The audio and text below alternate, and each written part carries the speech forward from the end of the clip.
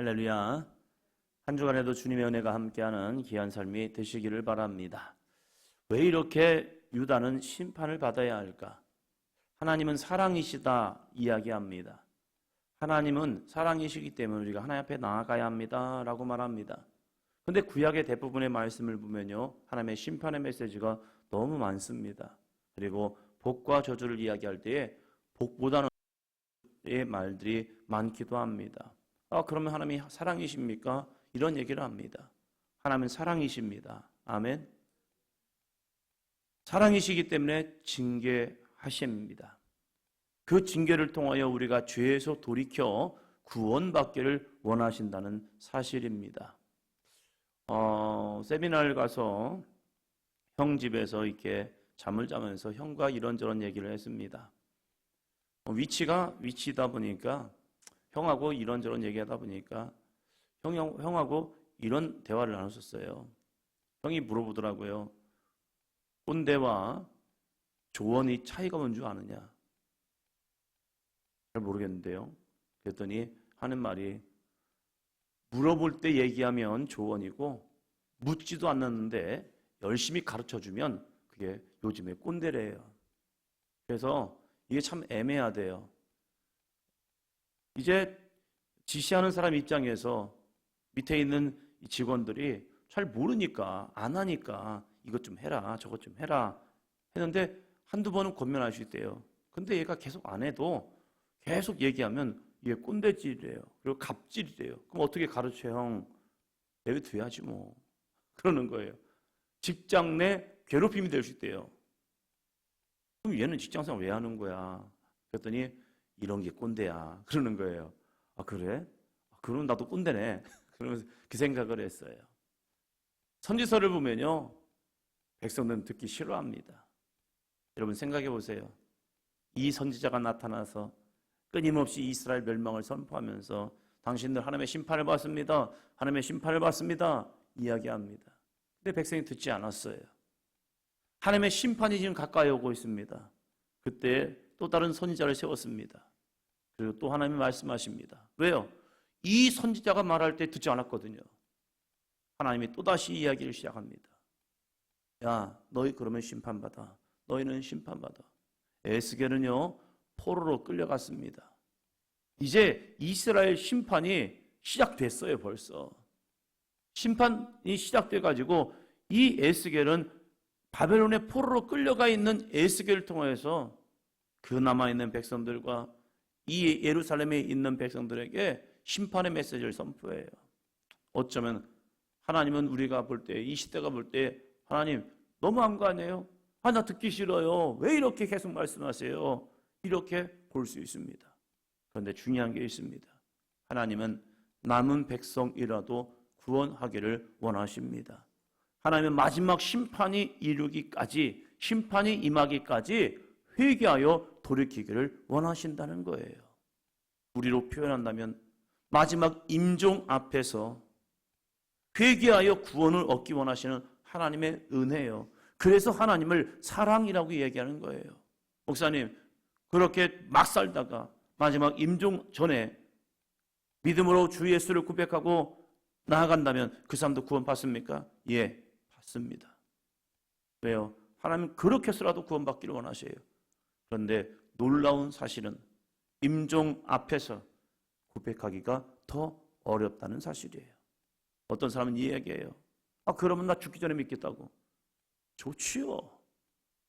죽기 전에 믿음은 좋지요. 그런데 이성을 가지고 맨 정신을 가지고 살던 사람이, 그때까지도 예수 그리스도를 믿지 않던 사람이 임종 앞에서, 그 마지막 임종 앞에서 두렵기 때문에, 무섭기 때문에, 공포 때문에 내가 예수를 고백하고 주로 고백하고 마지막 죽는다? 이게 쉬울 것 같느냐? 어렵다. 더 어려운 거다. 그래서 평소에 멀쩡할 때에 예수 그리스도를 고백하고 살아가는 것이 큰 은혜다. 이런 얘기를 해요. 듣지 못해요. 왜요? 들을 귀가 없기 때문입니다. 이게 무서운 사실이죠. 하나님은 왜 이렇게 북이스라엘을 심판하시고 남유다도 심판하신다라고 얘기하느냐? 23장 35절입니다. 23장 35절. 중요합니다. 동그라미도 한번 쳐주시 바랍니다. 같이 읽습니다. 그러므로 주 여호와께서 이같이 말씀하셨느니라. 내가 나를 잊었고 또 나를 내 등 뒤에 버렸은즉 너는 내 음란과 내 음행의 죄를 담당할지니라 하시니라. 아멘. 두 가지 죄를 이야기합니다. 비슷해요. 그러나 두 가지를 말씀하십니다. 첫 번째, 내가 나를 잊었다. 하나님을 잊어버렸대요. 두 번째, 나를 내 등 뒤에 버렸은즉. 신학교를 다니면서 목회를 하면서 좋은 목사님들의 글을 읽기도 합니다. 설교를 듣기도 합니다. 근데 이 목사님들이 후배인 저희 목사님들에게 또한 후대를 살아가는 이 시대를 살아가는 많은 이들에게 이 이야기를 참 많이 합니다. 목회를 하다 보면 주님을 잊을 때가 있더라. 아니, 목사의 일을 하는데, 목사의 삶을 사는데 주님을 잊을 때가 있더라.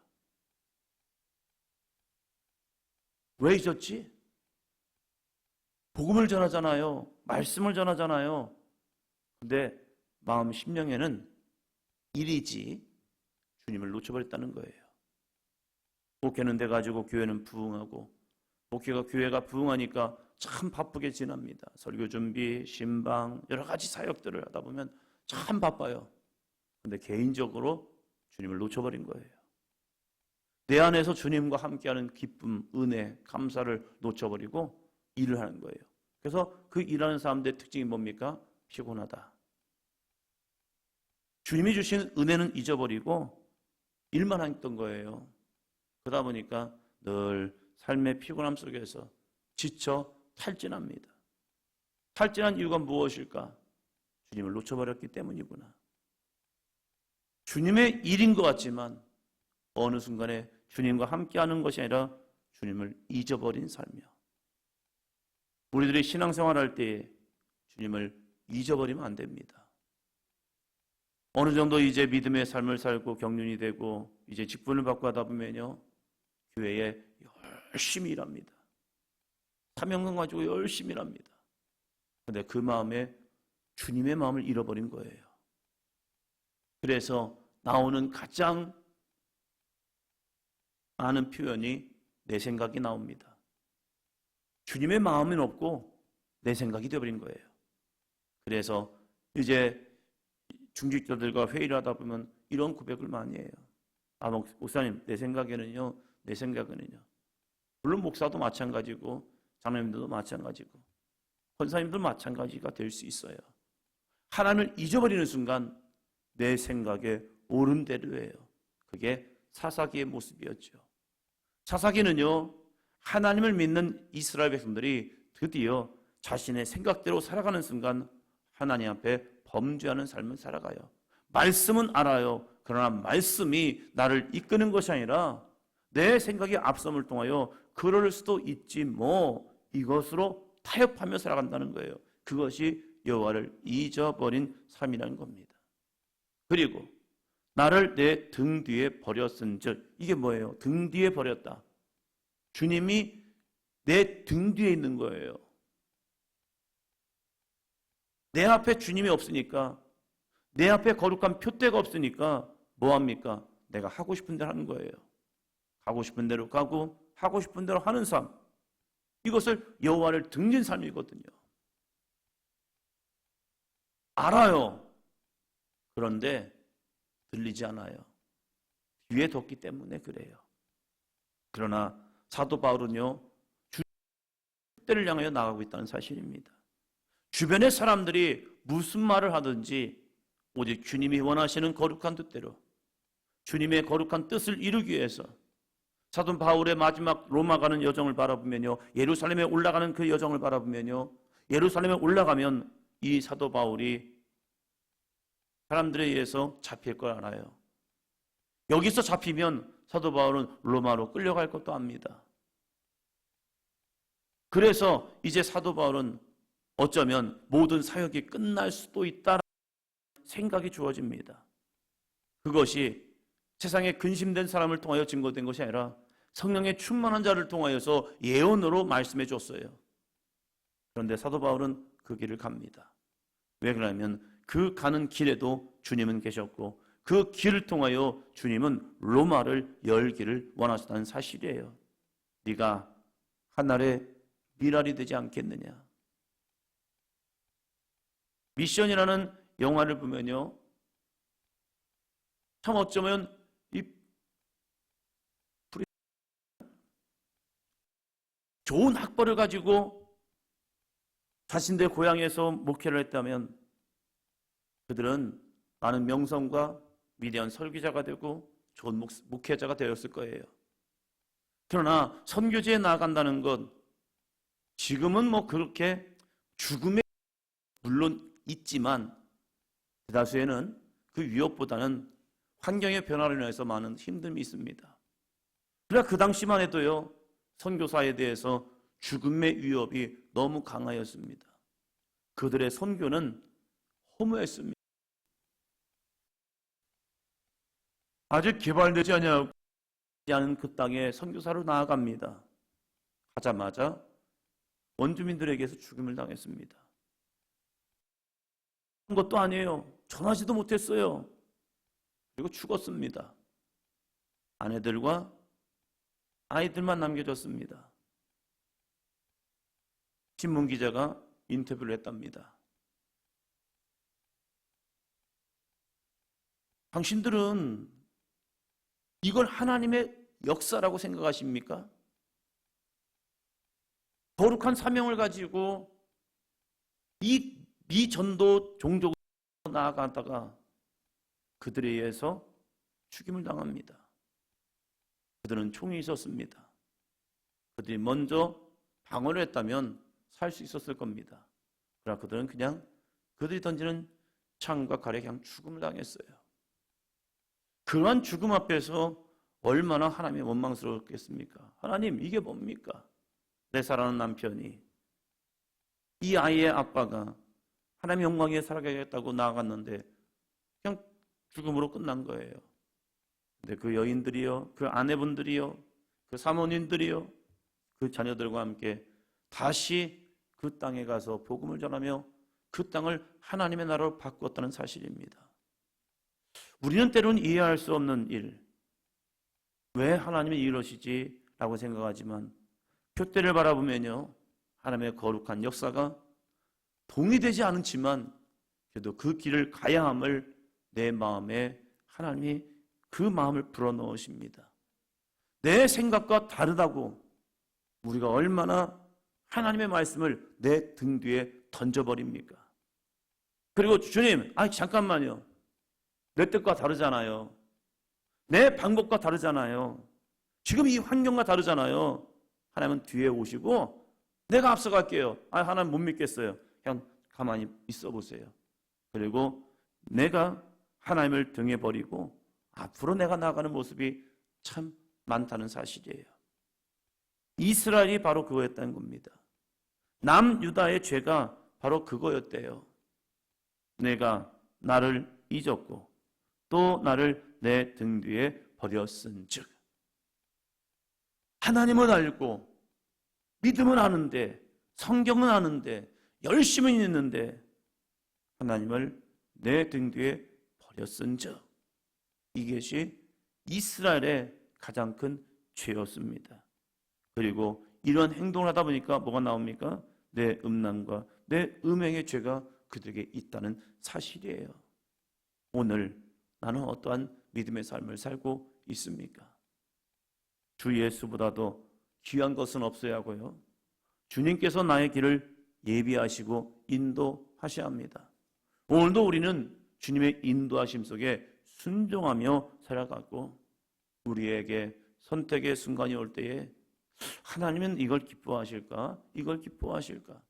내 유익함이 아니라 주님의 기뻐하시는 것으로 선택을 하고, 여러분에게 지난번에도 말씀드렸던 것처럼 나를 덮는 은혜라는 찬양을 보니까 여기서 참 너무 제 안에 참 마음의 찔림과 감동이 된 것은 포기를 선택한대요. 가져도 돼요. 취할 수 있어요. 그리고 내가 이 길을 가도 돼요. 그런데 아쉽지만 포기라는 걸 하는 거예요. 왜 그러냐면 이걸 주님이 기뻐하시니까. 죄는 아니에요. 이걸 내가 취했다고 해서 죄가 되는 건 아니에요. 그런데 하나님이 기뻐하시는 게 무엇일까?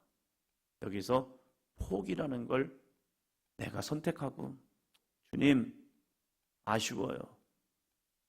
힘들어요. 아, 왜 이랬지? 이런 생각이 밀려와요. 그런데 하나님의 영광을 위해서 거룩한 포기. 이게 믿음의 길이라는 거예요. 오늘 우리에게도 하나님은 이런 모습을 살기 원해요. 오늘 하루도 이 에스겔 23장 35절 말씀처럼 하나님을 잃어버리지 않기를 바랍니다. 하나님이 내 등 뒤에 있는 것이 아니라 내 앞에 계신 그 하나님의 거룩한 말씀, 은혜, 주 예수의 십자가의 능력을 바라보며 오늘 하루도 살아가고, 또한 우리가 이제 추석 명절을 앞두고 있죠. 우리 아내분들은 분주하죠. 그 분주함 속에서 주님을 잃어버리지 마시고 이 명절을 통하여 주님의 사랑을 나누고 주님의 은혜를 나누고 예수님의 거룩한 복음을 전하는 은혜의 삶이 되시기를 축원합니다.